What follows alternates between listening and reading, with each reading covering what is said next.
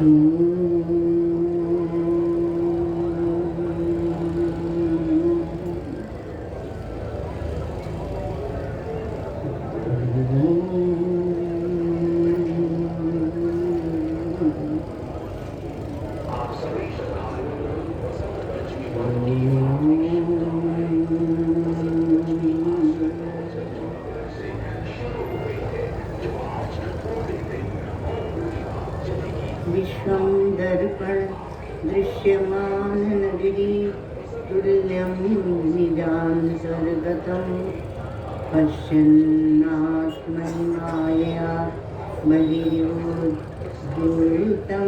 यथा निद्रया इह साक्षात् कुरुते प्रबोधसमये स्वात्मानमेवाद्वयम् तस्मै श्रीगुरुकै नमिदं श्रीदक्षिणामूर्तये।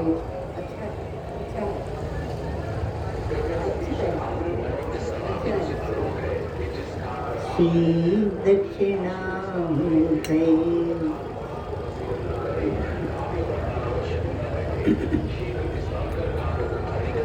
सा दृष्टि सूक्ष्मलक्ष्या स्थिरचर विषया वासना स्पर्श शून्या सा दृष्टिर्दृश्यमुक्तं करणमिव परं सम्प्रसादैकरूपा सा दृष्टिर्यत्र नान्यत् सकलमविकलं ब्रह्म प्रत्यक्प्रशान्तम् श्रीपूर्णानन्दनेत्र द्वयरसविलसत् पूर्णकारुण्यमात्रम्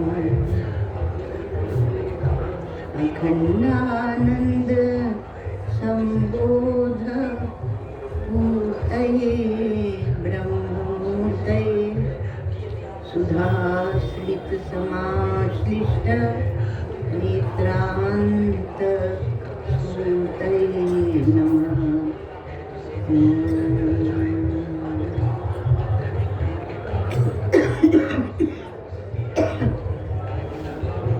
श्रुति स्मृति पुराणानाम्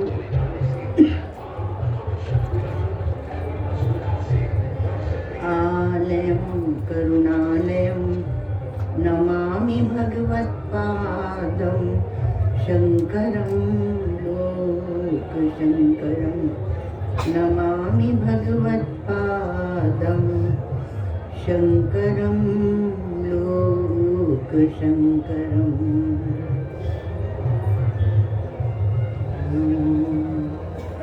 पार्थाय प्रतिबोधितां भगवता नारायणेन स्वयं व्यासेन ग्रथितां पुराणमुनिना मध्ये महाभारतम् अद्वैतामृतवर्षिणी भगवतीम् अष्टादशाध्यायिनीम् अम्ब त्वाम् अनुसन्दधामि भगवद्गीते भवद्वेषिणी।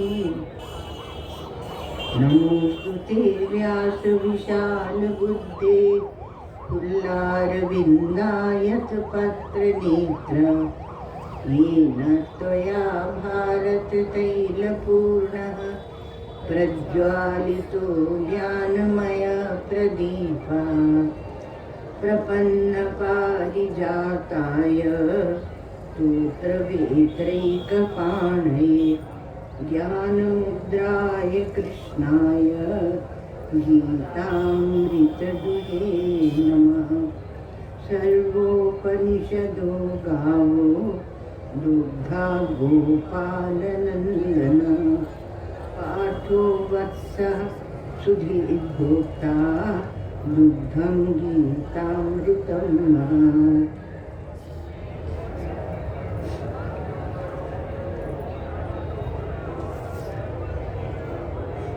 सातवां तस्मात् सर्वेषु कालेषु मामनुस्मरयुध्य च मय्यर्पितमनो बुद्धिर्मामे वैश्यस्य संशयः। अभ्यासयोगयुक्तेन चेतसा नान्यगामिना परमं पुरुषं दिव्यं याति पार्थानुचिन्तयन्। कविं पुराणम् अनुशासितारम् अणोरणीयान् समनुस्मरेद्य सर्वस्य धातारमचिन्त्यरूपम् आदित्यवर्णं तमसः परस्तात् प्रयाणकाले मनसाचलेन भक्त्या युक्तो योगबलेन चैव भ्रुवोर्मध्ये प्राणमावेश्य सम्यक् सतं परं पुरुषमुपैति दिव्यम्। यदक्षरं वेदविदो वदन्ति विशन्ति यद्यतयो वीतरागाः यदिच्छन्तो ब्रह्मचर्यं चरन्ति तत्ते पदं संग्रहेण प्रवक्ष्ये।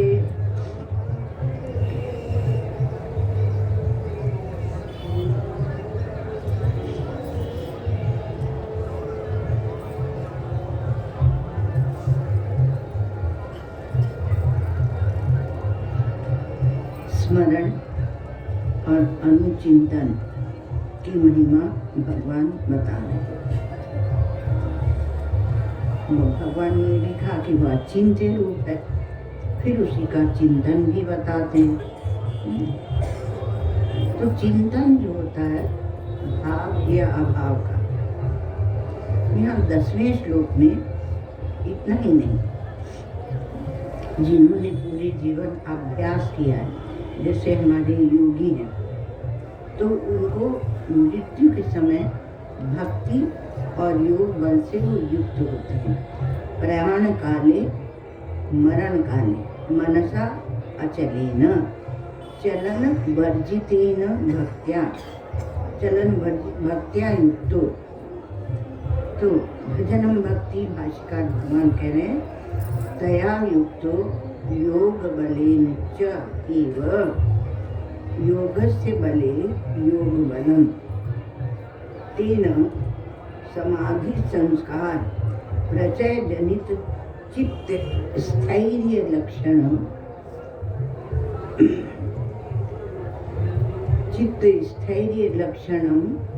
योग बलम। उसका चित्त स्थिर होता है, योगी का चित्त स्थिर होता है। तेन च युक्ता, उस चित्त की स्थिरता से वह युक्त है।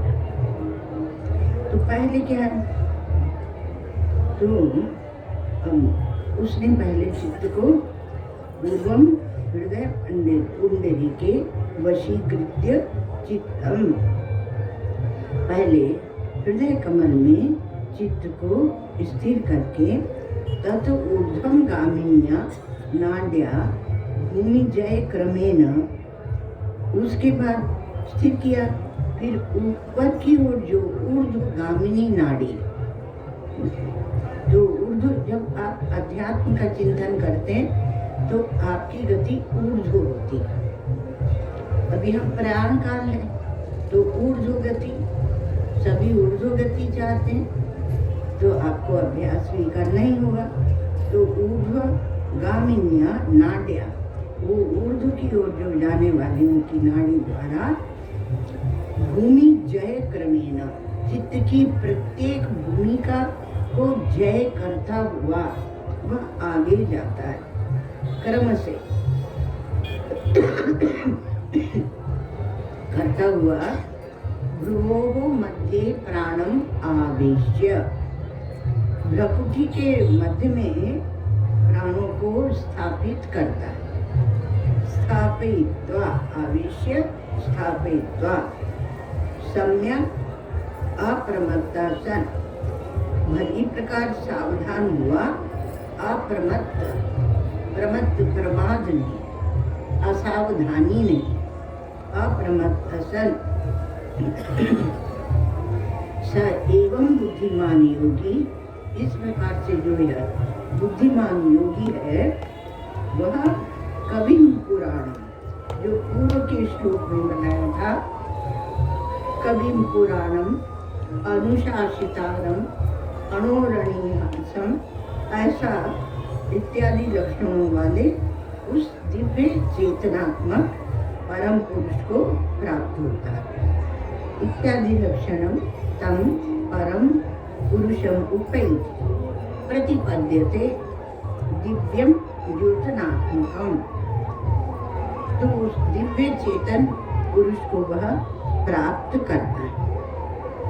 अब इस वाले श्लोक में ये बात आती है कि जैसे हम लोग विचार किया था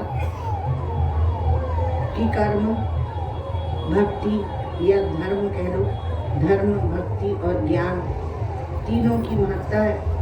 अब यहाँ क्या कहें तो इसलिए भक्तिया युक्त जो लिया है उससे भक्ति को लिया जाता है, भक्ति को ले लेते हैं। तो मृत्यु के समय, चलने के समय, प्रयाण काले, तो प्रयाण काले इसलिए कह रहे हैं कि आजीवन उसने ऐसे योगी ने जो भक्ति से युक्त है उसने उस परमात्मा का ही चिंतन किया है। दुनियादारी में उसने समय नहीं बिताया, राग द्वेष में उसने समय नहीं बिताया। राग द्वेष में हम कितना समय खो देते हैं और वो हमें ठगते रहते हैं। जब आप भगवान के साथ कोई एक संबंध बना लेते हैं और गहरा हो जाता है तो संसार के संबंध, संसार के अभिमान वो भी अपने आप शुद्ध होने लगते हैं और क्रमशः आप भगवान के सन्निकट होते जाएंगे। जितना संबंध की गाढ़ता होगी अथवा प्रेम की गाढ़ता होगी, भक्ति जितनी बढ़ेगी उतना आप भगवान के सन्निकट होते जाएंगे। और भगवान के सन्निकट होने का प्रभाव ये होता है कि आप अंतर्मुख हो जाते हैं, क्योंकि यह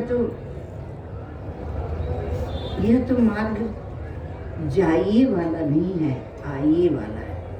आपको लौटना है, आपको अपने आप में आना है, तो यह जाइए नहीं है। और जब अंतर्मुख होते हैं तो वहाँ अंतर्यामी के रूप में कौन मिलते? वो हमारे परमात्मा या हमारे इष्ट देवता, वो अंतर्यामी परमात्मा भीतर ही है। अब इसमें आगे जो है मंत्र की बात है, यदक्षरम वेद विदो वदन्ति। इसलिए मंत्र एक तो होता है जप और एक होता है मंत्र। तो मननात्रायते इति मंत्र, जो मनन करने से अर्थात बारंबार जब आप उसको दोहराते हैं तो वह आपको त्रायते, संसार के क्लेशों से त्राण कर देता है, पार लगा देता है, उठा देता है, उसे कहते हैं मंत्र। गायत्री क्या है? मंत्र। तो गायंतम त्रायते इति गायत्री। तो गाने से वह हमारा त्राण कर देता है। का ठीक है, हम वो ले लेंगे, वीणा ले लेंगे, तबला ले लेंगे और गायत्री को गाएंगे, ऐसा नहीं है। हमारे यहाँ निषेध है। मंत्र एक गंभीर वस्तु है, उसको ऐसे सबके सामने गाया नहीं जाता। इसी से कहते हैं कि अब वेदों में मंत्र होते हैं, वेदों में मंत्र होते हैं, और मंत्र जिसे आप अपने गुरु से अपने इष्ट का लेते हैं उसे मंत्र कहते हैं, और फिर उसका आप जप करते हैं। जन्मना पाती, जन्म मृत्यु के उससे वो पार लगा देता है, उससे रक्षा करता है। तो ये मंत्र जो है वह आप उसको, जब मंत्र आपने जप किया है तो जब जलने का समय आएगा तब भी वह, अर्थात शरीर से जब प्राण निकलेंगे तो कोई बड़ी बात नहीं है, वो तो रोज ही आप शरीर को छोड़ देते हैं। तो ये जो मंत्र है, तो यदि आप ये कहते हैं, ध्यान रखना कि मंत्रार्थ का विचार करो, मंत्रार्थ का विचार करो, क्योंकि अब आप उच्च भूमिका में पहुंच गए। वो योग का, वो क्या है? योग का अंग है, और हम केवल जप करते जाएंगे। तो जप करेंगे वह भक्ति का अंग है, अंतर होता है थोड़ा। तो मंत्रार्थ पर विचार नहीं करता। भक्ति में श्रद्धा विश्वास का इतना बल होता है कि वह ध्वनि में ही वह सामर्थ्य है कि वह ईश्वर को लाके आपके सामने खड़ा कर दे। तो वहाँ अलग बात होती है। तो मननात्रायते इति मंत्र, बारंबार जब हम उसका अभ्यास करते हैं तब वह हमें पार लगा देते हैं। अभ्यास की महिमा ही बताई जा रही है, आप देख रहे हैं पूर्व के श्लोकों में भी अभ्यास की महिमा बताई गई। अर्थात उसी अपने एक इष्ट परमात्मा के पास जब आप बैठते हैं, चारों ओर से सिमट कर, अभिता परिता सिमट कर बैठते हैं, तब उसे कहते हैं अभ्यास। तो अभ्यास, अब आपके अंतर्यामी परमात्मा तो भीतर ही है, और मंत्र का आप जप करते हैं। मंत्र का अर्थ जानने की जरूरत भी नहीं होती, जानेंगे तो बहुत अच्छा है। उल्टा नाम जपत जग जाना, वाल्मीकि भये ब्रह्म समान। तो जप ही किया उन्होंने, उनके प्राणों में जप चलता रहा। वाल्मीकि ब्रह्म के समान हो गए, अर्थात त्रिकालज्ञ हो गए, सर्वज्ञ हो गए, सब जानने वाले हो गए।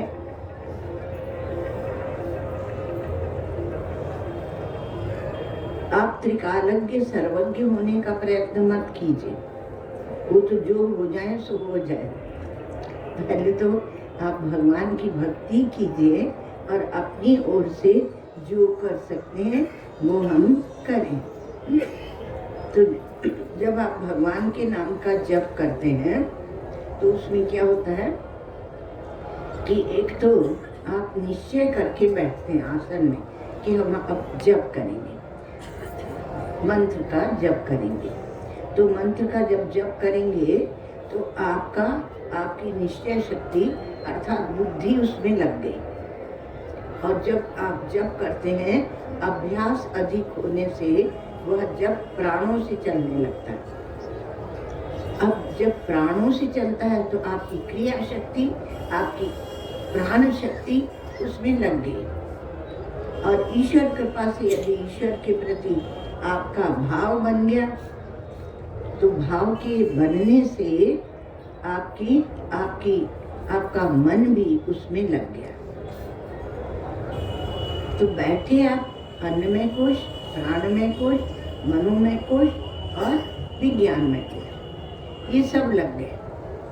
और इस सब का लक्ष्य एक ही है कि हमें परमात्मा को प्राप्त करता है। कौन सा परमात्मा? अचिंत्य रूपम, जो अचिंत्य है, जिसका भाव अभाव का जो साक्षी है, अचिंत्य है। तो ऐसे भगवान का हम ध्यान कर रहे हैं। और फिर हम ये, क्योंकि अचिंत्य रूपम से भी दिखाया कि आपको उसका गुण बना के उनका चिंतन करने की आवश्यकता नहीं। एक बात बताएं, जो ये मंत्र है या नाम है, ये अगुण और सगुण, निर्गुण और सगुण, दोनों के बीच में यह साक्षी बनकर रहता है। तुलसीदास जी महाराज ने लिखा है, तो वो साक्षी बनकर रहता है। अब जब अधिक जप होने लगता है तो नाम लेते ही आपका मन वो जब नाम लेत दाहिनो होत मन, वाम विधाता वाम को। तो भले आपके प्रारब्ध में कुछ भी हो, पर वो सब भी मिट जाता है। उल्टा सीधा कैसे भी नाम लीजिए, कहते हैं कि उल्टा सीधा कैसे भी आप नाम लीजिए, तो वहाँ पर वह जैसे समय पड़े पर जामिए उल्टो सुधो बीज, कैसा भी बीज फेंकते हैं। हमारे पास एक लड़की रहती थी, तो सब लोग ठीक से कुछ भी खेती में आश्रम में लगाते थे, तो सोच विचार के लगाते थे। वो बोलती थी लाओ मुझे दे दो, यूं फेंकती थी और यूं फेंकती थी, कुछ भी नहीं। मतलब उसको ये नहीं था कि आपको यहाँ पर ठीक से उसको जमीन को वो करना है, उर्वरक करना है, वो कुछ नहीं, वो ऐसे फेंक देती थी और फेंकती थी और उग जाता था।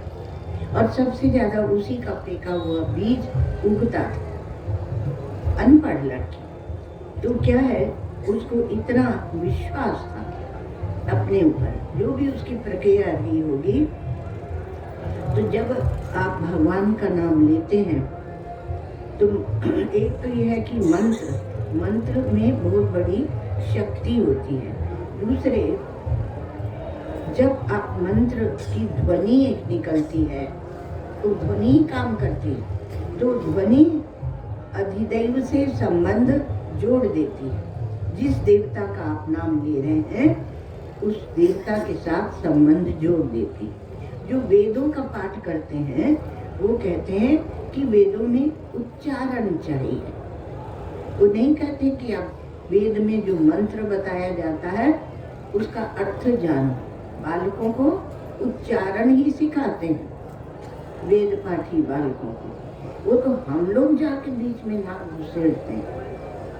एक बार वृंदावन में अभी हम जब गए थे, पीछे जो मंदिर है महाराज जी के आश्रम में, उसमें प्रातः हम प्रणाम करने गए। तो जो विद्यार्थी वहाँ पर पाठ कर रहे थे, तो हमने भगवान को अंदर मंदिर में जाके प्रणाम किया और फिर बाहर निकले। तो बाहर निकले तो सोचा विद्यार्थियों से थोड़ी बातचीत करते हैं। हमने कहा तुम लोगों ने अभी ये मंत्र पढ़ा था। वो आंखें फाड़ के देखने लगे कि इनको मंत्र कहाँ से पता चल गया। मंत्र का तो केवल हम ही पाठ करते हैं और हम ही जानते हैं। फिर हमने कहा उसका अर्थ पता है, उसका अर्थ इतना बड़ा है। अब उन्हें बड़ा अच्छा लगा, क्योंकि अर्थ तो उन्होंने सोचा ही नहीं था, वो तो पाठ करते रहते थे। तो वेद का उच्चारण ही चाहिए, मंत्र का उच्चारण ही चाहिए, वहाँ उसका अर्थ जानने की कोई आवश्यकता नहीं। वो तो हमारी एक भूल ही थी, समझो, कि हम उन बच्चों को उसका अर्थ समझाने लगे।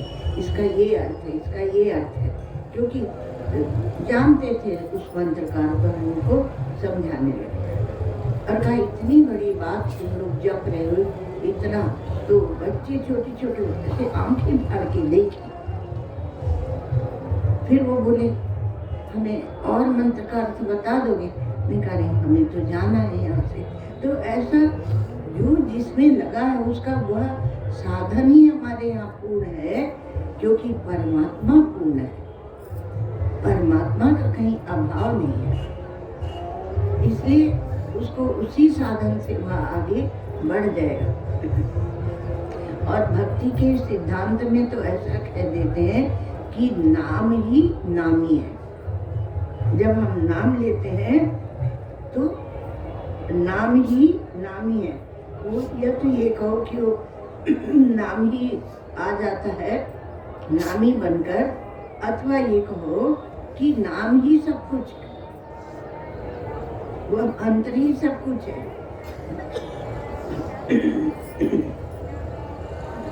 तो पूरा पूरा होता है, ऐसा नहीं कि अधूरा है। नाम ही सब कुछ है। हमारे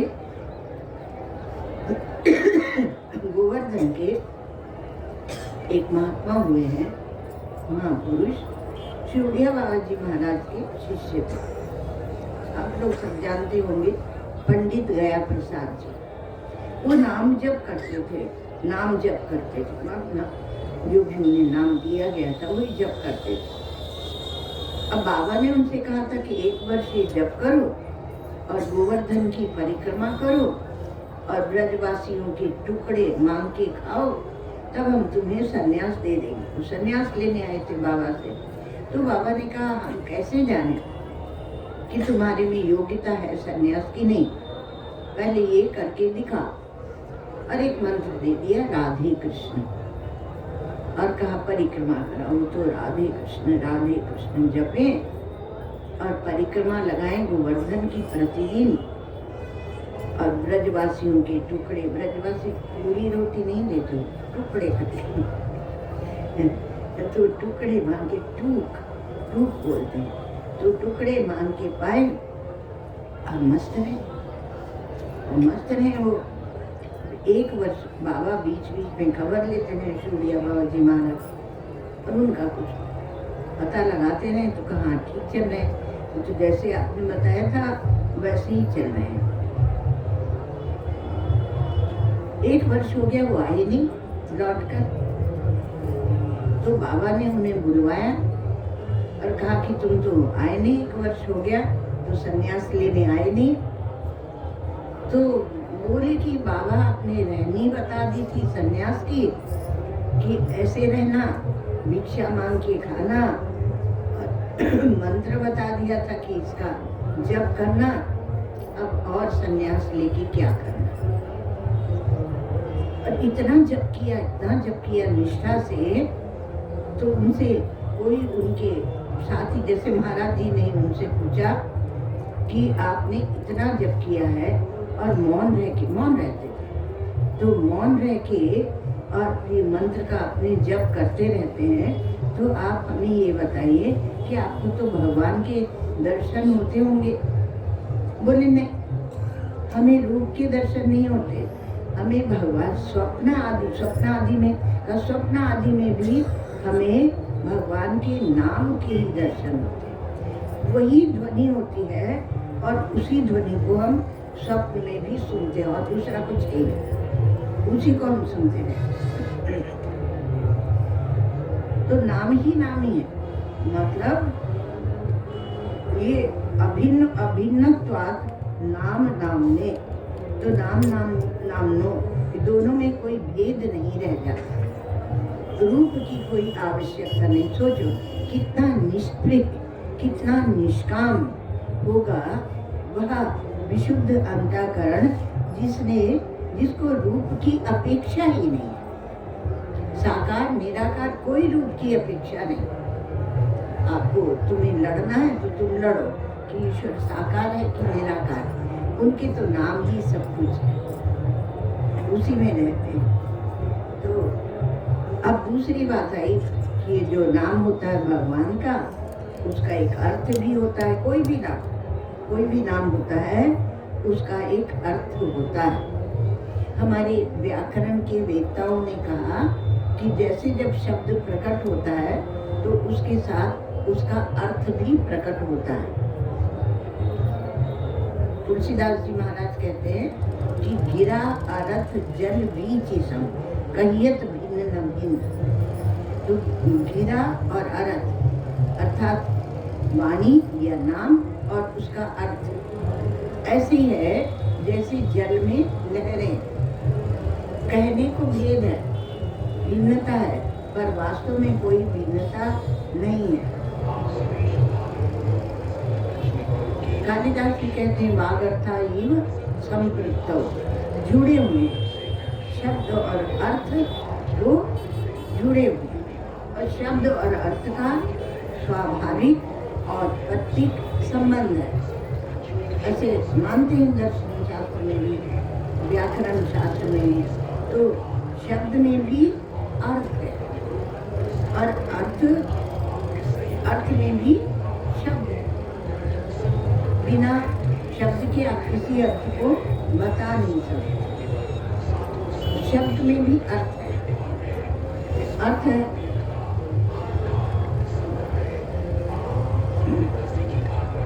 तो इसका परस्पर अभिन्न संबंध है। वाणी अर्थात शब्द और अर्थ का। अर्थ जैसे आपने कहा फूल, तो एक फूल एक सामने आएगा, वह उसका अर्थ होगा। तो यहाँ संबंध मानते हैं, तो कोई इसका औपत्तिक संबंध मानते हैं और कोई स्वाभाविक संबंध मानते हैं। इस पर जब विचार किया जाता है तो इस प्रकार से विचार कहते हैं। और कोई कहते हैं कि ये जो मंत्र है या नाम है वह अर्थ को प्रकट करने के का वाहन है। इसी में बैठ के हम अर्थ तक जाते हैं। इसी मंत्र में बैठकर हम अर्थ तक जाते हैं। तो अर्थ को प्रकट करने का वाहन है शब्द। तो शब्द के द्वारा अर्थ प्रकट होता है। और क्योंकि अर्थ के मूल में ही शब्द है, कोई भी अर्थ या आकृति जब बनती है तो वहाँ स्पंदन होता है, ईशत स्पंदन होता ही है। तो मंत्र जब उच्चारण करते हैं मंत्र का, आप देखना हमारे पूर्व मीमांसा अर्थात कर्म कांड में भी ये बात कही जाती है कि हमें देवता उस मंत्र के प्रभाव से आ जाते हैं, प्रकट होते हैं। तो देवता कहीं दूसरे लोक से दौड़कर आते नहीं है। वास्तव में देवता का कोई शरीर होता नहीं है, मंत्र के बल से उनका शरीर बन जाता है। अर्थात मंत्र ही देवता का उपस्थापक होता है और आपको शरीर उनका विग्रह दिखने लगता है। एक देवता की बात, एक सज्जन थे, वो बद्रीनाथ के, दूसरी बात सुना रहे आपको। बद्रीनाथ के उनकी पत्नी भी उनके साथ थी। अब ये हुआ कि वहाँ जो कौन सा कपाल है, वहाँ वो करते हैं श्राद्ध करते हैं। एक शिला है विशेष ब्रह्म कपाली। तो ब्रह्म कपाली में आपके अपने पितरों की, पूर्वजों का वहाँ पर तर्पण होता है, करवाते हैं। वहाँ ब्राह्मण होते हैं, वो करवाते हैं। और उसकी बहुत महिमा, बहुत ज़्यादा उस पर विश्वास है और उसका अनुभव भी अभी तक भी होता है। तो ब्रह्म कपाली में तर्पण करने के, आपको क्या बताएं, बोलते हैं भीष्म पितामह जब तर्पण कर रहे थे तो उनके पिता शांतनु का गंगा जी में से ऐसे हाथ आ गया देने के लिए कि वो दे दो, जो आप पिंड दान करते हैं वो दे दो। तो ब्राह्मण ने कहा इनके हाथ में रख दो। तो भीष्म पितामह ने कहा विधान क्या है? विधान हाथ में रखने का है या पता नहीं, यहाँ जो पटा लगाया हुआ है उस पटे में ही रखने का है। तो कहा बस फिर हम इसी में रखेंगे, हाथ में नहीं दिया, क्योंकि उन्होंने कहा पूरी फिर परंपरा बिगड़ जाएगी।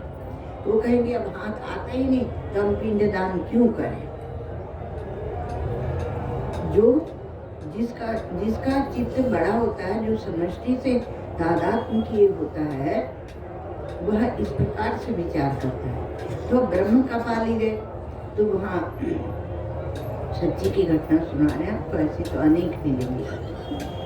तो वहाँ पर वो लोग पिंडदान कर रहे थे अपने पूर्वजों का, तो 3 पीढ़ी तक का पहले की पीढ़ियों का पिंडदान करते हैं, तर्पण करते हैं। तो तर्पण जब कर रहे थे तो जो पत्नी थी उन्होंने देखा कि सामने स्पष्ट रूप से एक वीर पुरुष आ गया, घोड़े में सवार। अब उनकी वीर गति हुई होगी कभी 3-4 पीढ़ी पहले, घोड़े में सवार और इन लोगों को आशीर्वाद दे रहा, आशीर्वाद देते हुए और धीरे धीरे ऊपर को वो चला गया वीर पुरुष। तो देखती रही। अब उसके बाद जब घर लौट के आई तो घर में नीचे जो तहखाना होता है, एक दिन कुछ समय के बाद वो उस तहखाने की सफाई कर रही थी। तो जिस पुरुष को घोड़े में बैठे हुए और वहाँ देखा था ब्रह्म कपाली में, उसका ही चित्र उनको मिल गया। तो चित्र लेकर गई, अपनी सास से पूछा ये किसका चित्र है? तो पता चला ऐसे ऐसे पूर्वज थे और वो वीर गति को प्राप्त हुए। तो ये क्या हुआ, कैसे आ गए? वो मंत्र के प्रभाव से, मंत्र में इतनी शक्ति होती है। तो जब वो पूर्वज आ जाते हैं तो देवता आ जाए तो इसमें कहना ही क्या। तो हमारे यहाँ कहते हैं कि मंत्र जो है, मंत्र ही देवता का उपस्थापक होता है। देवता कहीं दूर से नहीं आते, पर जब आप मंत्र का उच्चारण करते हैं तो वो देवता को वहाँ ले आता है, अग्नि आदि सब देवता, क्योंकि सर्वत्र है ही। वैसे ही मंत्र ही आपके जीवन में भगवान को प्रकट करने वाला है। शब्द में शक्ति होती है, शब्द शक्ति अचिंत्यत्वा, क्योंकि वेदांतों में इसका बहुत विचार है। जो महावाक्य हैं उनको लेकर इसका विचार चलता है।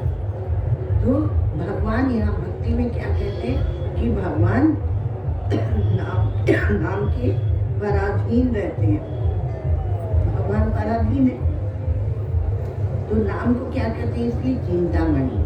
और नाम को क्या कहते हैं? साक्षात कृष्ण। नाम वो साक्षात कृष्ण। और चैतन्य रस विग्रह, बिना नाम के रूप का कोई उद्देश्य ही नहीं है। नाम से ही रूप का बोध होता। तो बोलते हैं कि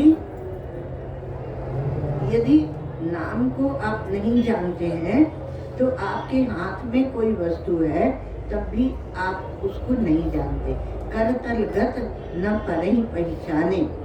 तो ये जो ज्ञान है, ये ज्ञान वो पहचान या ज्ञान उसकी महिमा है। तो वेद ज्ञान में तो उच्चारण का महत्व है।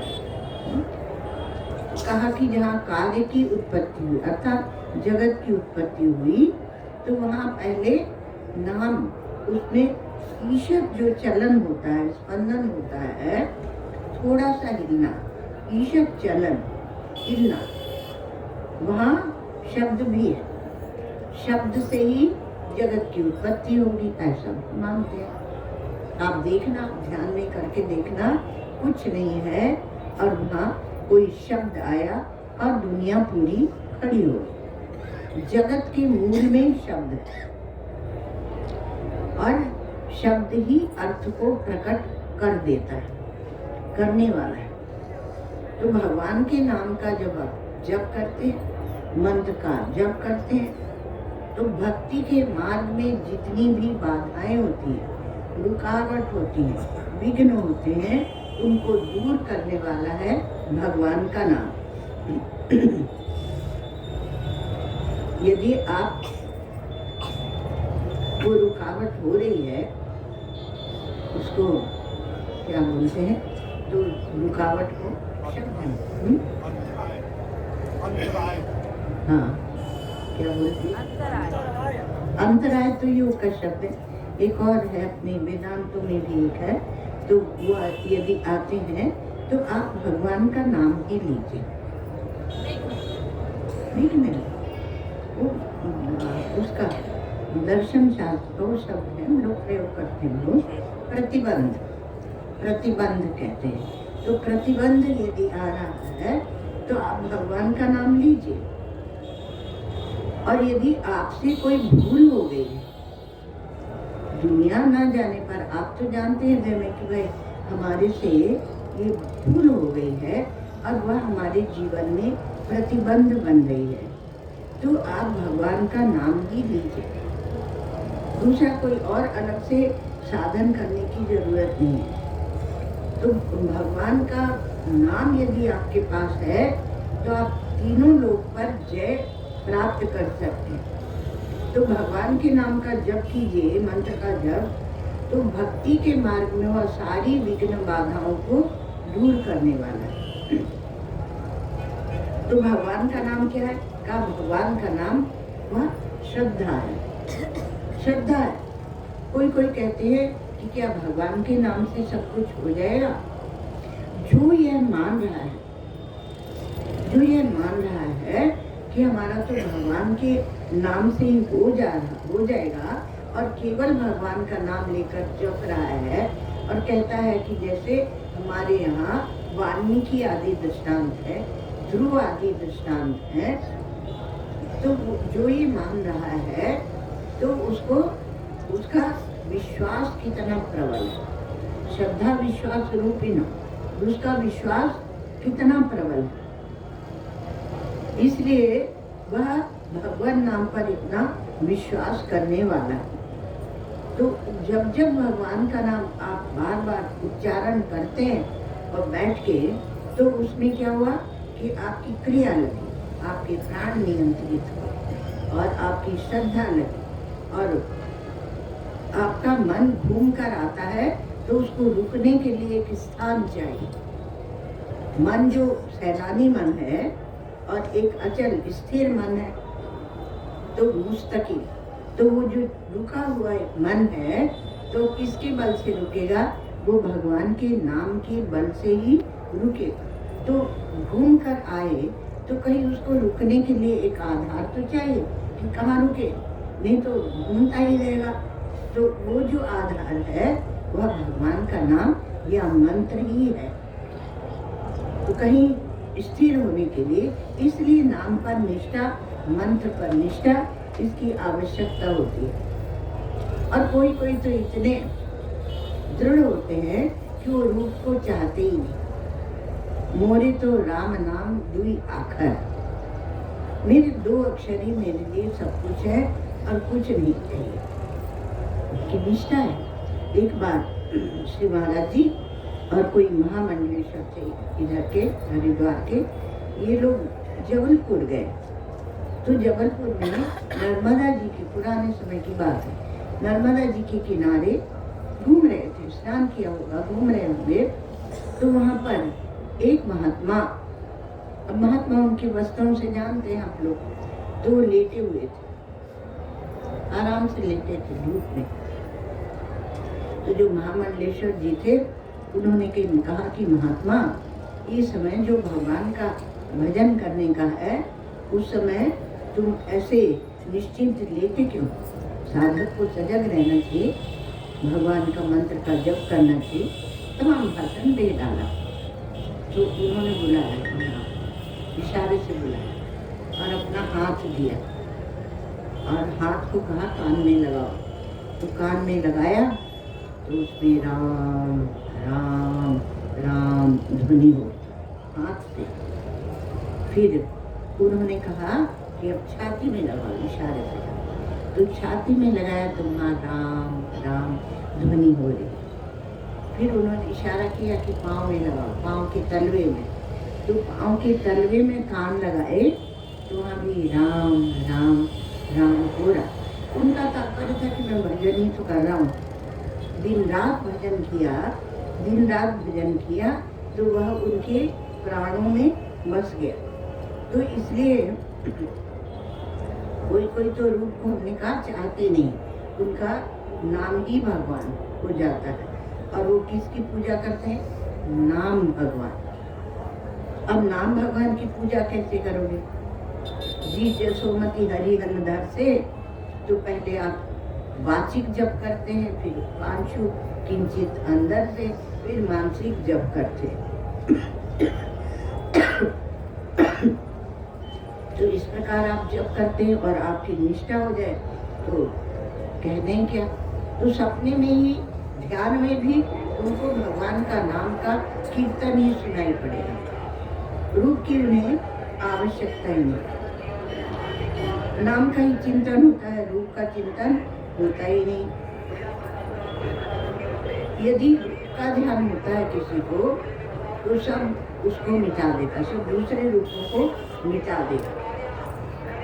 और नाम का इतना गंभीर ध्यान यदि होने लगा, जैसे नर्मदा तट के महात्मा को होता था, तो भगवान क्या छुपे हुए हैं? भगवान छुपे नहीं, वो तो प्रकट है।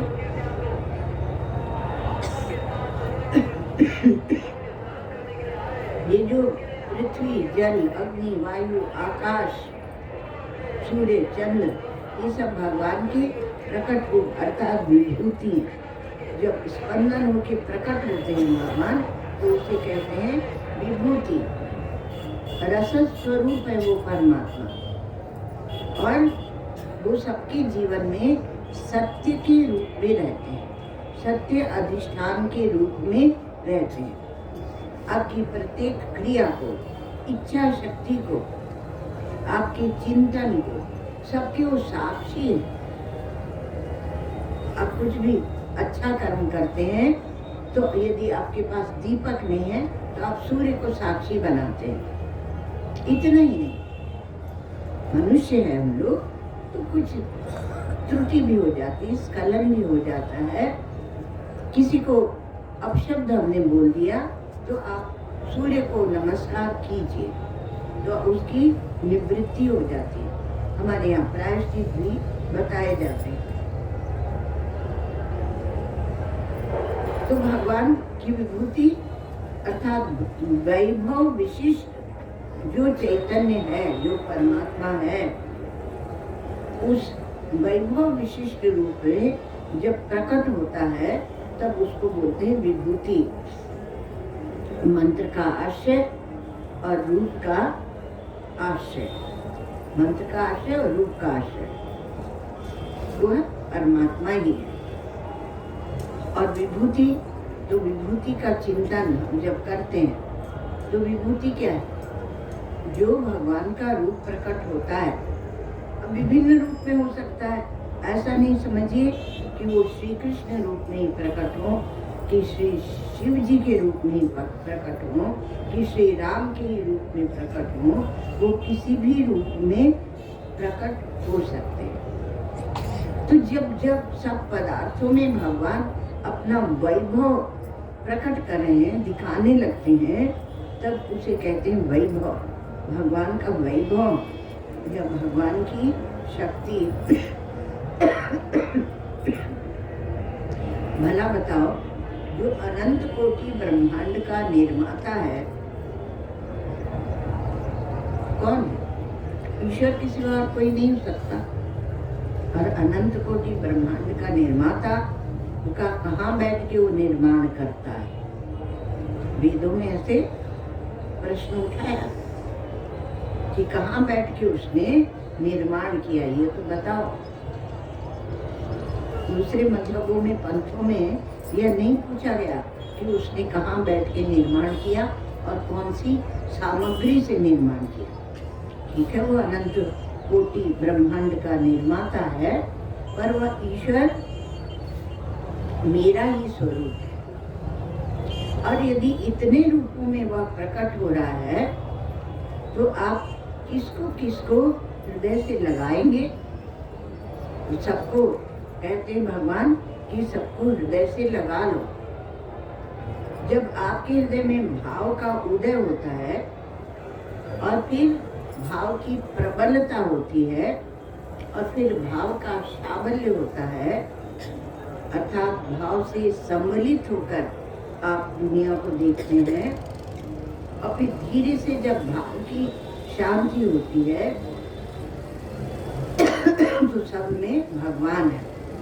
यूँ भक्ति में कोई प्रमाण से प्रमावृत्ति बनाने की आवश्यकता नहीं होती, उसकी आवश्यकता नहीं है, क्योंकि सब जानते हैं, ज्ञान मार्गी भी जानते हैं, वेदांती भी जानते हैं कि भगवान स्वतः सिद्ध है और भगवान नित्य प्राप्त है। तो हम जो सम्मुख परमात्मा होते हैं उनमें पर्दे डाल के क्यों देखते हैं, उनको क्यों आंख से हम ओझल किए रहते हैं। वेद हमारे उपनिषद ने कहा ब्रह्मे वेदम सर्वम, आत्मे वेदम सर्वम, स ए वेदम सर्वम, अहमे वेदम सर्वम। लोग एक तो कहा ब्रह्म ही सब कुछ है, इदम सर्वम ब्रह्म, और इदम सर्वम ब्रह्म नहीं, एव जोड़ देगा, ब्रह्म एव इदम सर्वम, यह सब जो दिख रहा है वह ब्रह्म ही है। और फिर क्या कहते हैं, आत्मे वेदम, तो हमारा क्या होगा, ब्रह्म तो कहीं है, ऐसी एक धारणा में कुछ गूंज रहती है, मिस्टेक रहती है। तो कहा आत्मे वेदम सर्वम, आत्मा ही इस सब रूप में दिख रहा है।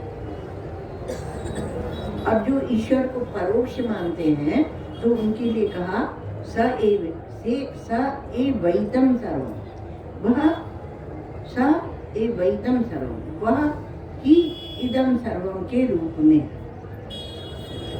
और अहमे वेदम सर्वम, और मैं ही सबके रूप में हूँ, अर्थात मैं ही ब्रह्म हूँ, मैं ही यम हूँ, और मैं ही आत्मा हूँ, तो मैं ही सब कुछ हूँ।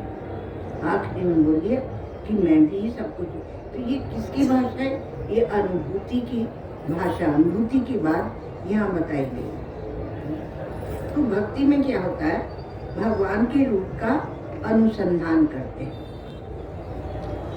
1 मिनट लेंगे और आप ध्यान से सुन लेना, 2 मिनट। तो भगवान के रूप का अनुसंधान करते हैं, ज्ञान की बात नहीं बता रहे, वो ज्ञान से युक्त जो भक्ति है, अथवा भक्ति से भक्त्या युक्तो योग बलेने चाहिए, भक्ति से युक्त जो ज्ञान है। तो जब आप रूप का अनुसंधान करते हैं तो वैभव विभूति का दर्शन होता है, भगवान के वैभव का, उनके विभूति का, जो सर्वत्र उनके है, सूर्य चंद्र आदि सब, मनुष्य आदि सब। तो फिर उनकी उससे क्या होता है, उसके दर्शन से उनकी शक्ति का अनुशीलन होता है, उस चैतन्य शक्ति का अनुशीलन होता है कि वह कहाँ कहाँ कैसे सर्वत्र व्याप्त है। और उसका अनुशीलन होने से फिर गुरु का अनुशीलन, तब गुरु की आवश्यकता होती है, तो श्रद्धा के बल से वह गुरु के पास जाता है, और उस अनुभूति के बल से तो वह गुरु का वहाँ पर अनुशीलन होता है। और जब गुरु का अनुशीलन करता है तब उसको सर्वत्र भगवत भाव की प्राप्ति होती है और अपने स्वरूप का साक्षात्कार होता है। तो ये भक्ति जो है ये आगे चलकर ज्ञान का स्वरूप धारण करती है। पहले जो पूर्णमदः बोलते हैं ना, तो पहले इदम जो है, इदम तक, ये इदम जो है वह ये परमात्मा ही है। यह को देखते हैं ना, मतलब यहाँ मुख्य इदम है, तो इदम भाव करते हैं कि यह सब वह परमात्मा ही है। और आगे चल के जैसे जैसे आपकी बुद्धि में स्पष्टता होती जाएगी तो वह क्या कहेंगे, तदेव इदम। अब यहाँ आगे तो तदेव इदम, तो तद की भी प्रधानता हो जाती है। पहले इदम तक, तदेव इदम, ऐसे भाव गहरा होता जाता है। फिर अहमेव तत्, ये बोध है, अहमेव तत्, यह बोध हो जाता है। तो और क्या एक बात पता नहीं, तो ऐसे धीरे धीरे आपकी भक्ति गहरी हो जाती है, वो ज्ञान का रूप ले लेती है। और तब पराभक्ति और ज्ञान में तनिको नाही भेद। नारायण मुख्य प्रेम है, कहीं शास्त्र और वेद, तो कोई भेद नहीं होता है। भक्ति में थोड़ा भाव की प्रधानता है हृदय में, और यहाँ विचार और ज्ञान की प्रधानता है। लेकिन भाव जब गहरा होता है तो विचार स्वयं उद्भूत होने लगता है, उन्हीं की प्रभु की कृपा से। सर्वे सन्तु निरामयाः, सर्वे भद्राणि पश्यन्तु, मा कश्चित् दुःखभाग् भवेत्। असतो मा सद्गमय, तमसो मा ज्योतिर्गमय, मृत्यो मामृतं गमय। पूर्णमदः पूर्णमिदं